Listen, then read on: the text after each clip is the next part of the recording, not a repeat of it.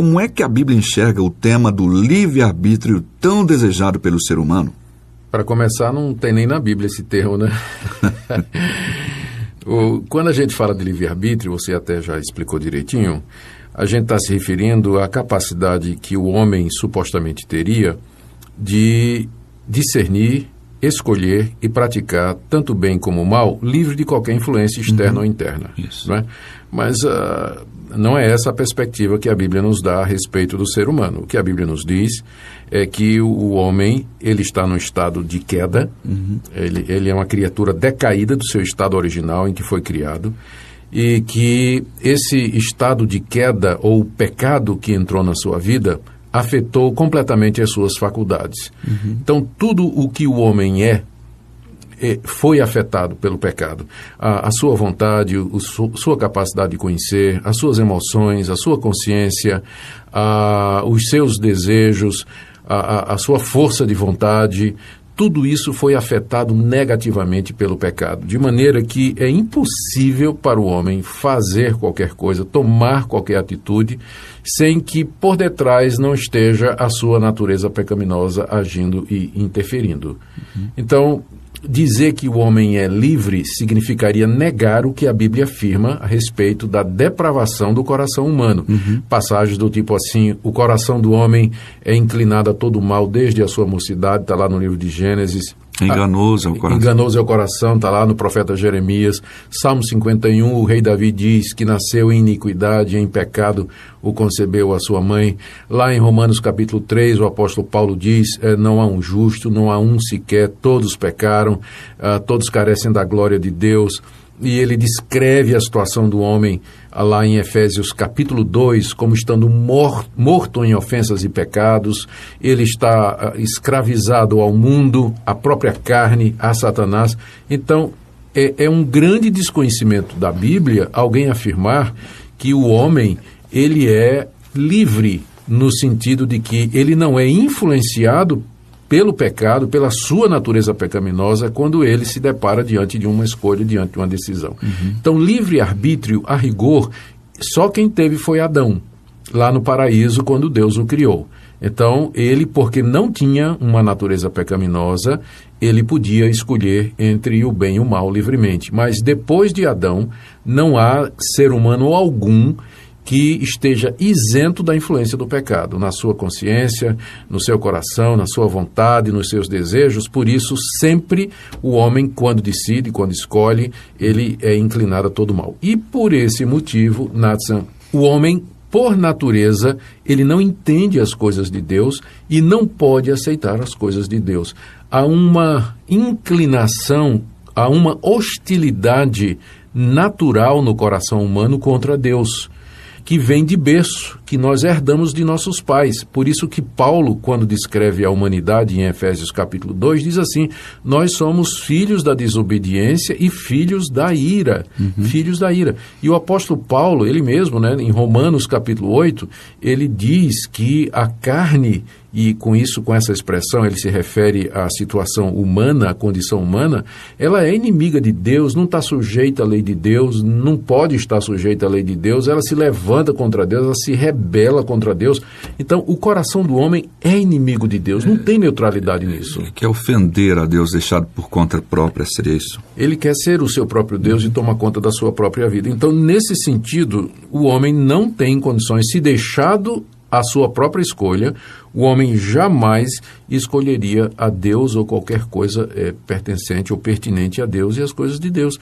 E agora que é importante, Natsan, lembrar que isso não anula a responsabilidade do homem.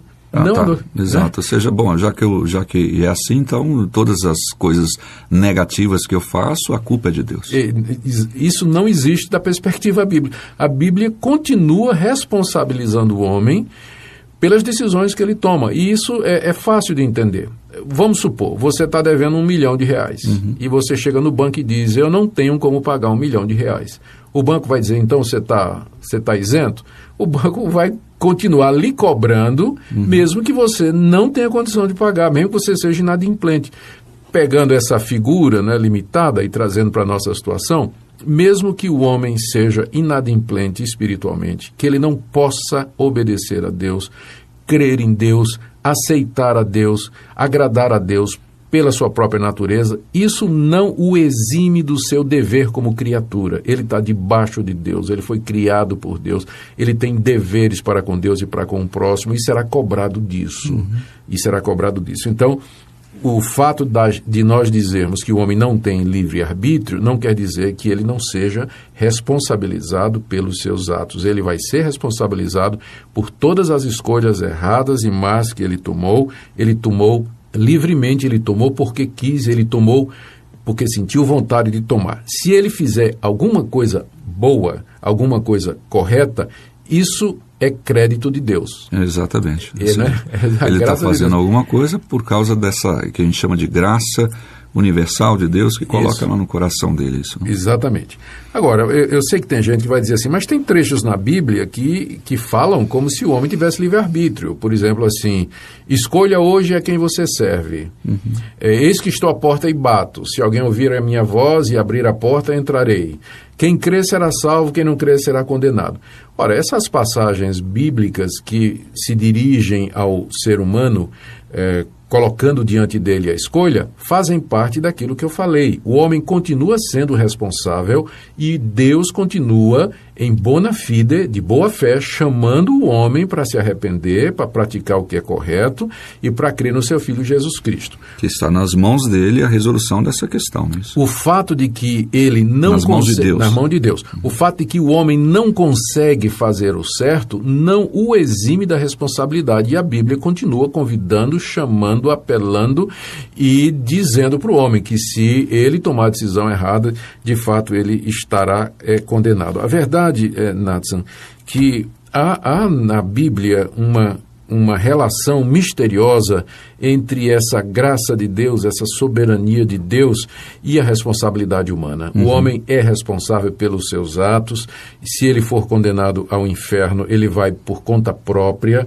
Nós não podemos responsabilizar a Deus pelos pecados que o homem comete. Isso Tiago diz muito claramente no primeiro capítulo da sua carta, que Deus não é responsável pelo mal e ele não tenta ninguém, ele mesmo não é tentado pelo mal e ele mesmo não tenta ninguém. O homem é responsável pelos atos maus que ele pratica e se há alguma coisa boa, isso tudo é a graça de Deus. A salvação é de Deus e a perdição é nossa. Se a gente se perde é por culpa nossa, se somos salvos é porque Deus teve misericórdia, Deus nos chamou, iluminou nosso entendimento, inclinou nosso coração, abriu a nossa mente, como está lá no livro de Atos, Deus abriu a mente de Lídia para que entendesse a palavra de Deus. É Deus quem toca, é Deus quem chama. A salvação é de Deus, mas a perdição é do homem. Eu vejo isso como uma espécie de carro desalinhado. Não sei se o senhor concorda com isso. Fique à vontade, né? Ou seja, um carro desalinhado. Se você soltar o volante, ele tem a tendência de ir para aquele lado onde está desequilibrado, né? Eu me lembro de um carro que eu tinha que era assim mesmo. Aí o motorista precisa segurar firme no volante. Agora, no caso de ser este carro desalinhado, eu não poderia eu mesmo resolver o meu problema sem que alguém segurasse firme no volante. Ou seja, eu mesmo não posso me alinhar. É isso aí. Tem que ser a graça de Deus e a misericórdia de Deus. Esperamos somente em Deus para esse alinhamento. É Deus quem vem ao pecador, fala ao coração do pecador, é Deus quem converte, que lhe dá de fato verdadeiro arrependimento, de maneira que a salvação do começo ao fim é obra de Deus.